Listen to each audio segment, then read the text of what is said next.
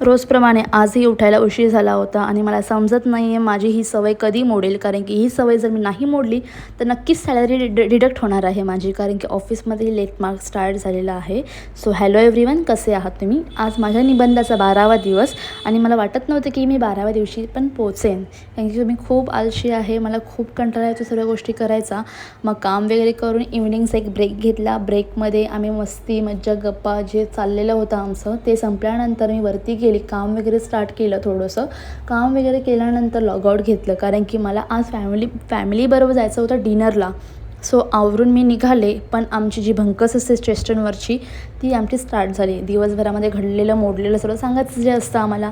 मग ते बोलल्यानंतर माझी ट्रेनही आली. सो ट्रेनने मी निघाले घरी जायला. पण रस्त्यात मम्मी भेटली. सो तिकडनं आम्ही निघालो डायरेक्ट हॉटेलला गेल्यानंतर आम्ही मेन्यू चेक केला. मेन्यूमध्ये काय मागायचं, मग नंतर जे नॉर्मल असतं आमचं सेम आम्ही मसाला पापड मागवला, त्यानंतर तंदुरी मागवली, त्यानंतर चिकन हंडी आणि बटर नान मागवला, जे की आमचं नेहमी ठरलेलं असतं. जेवण वगैरे खात मस्त स्वाद घेत खूप टेस्टी जेवण होतं.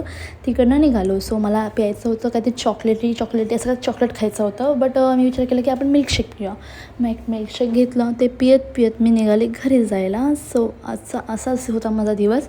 आपण भेटूया नेक्स्ट व्हिडिओमध्ये. आतासाठी बाय.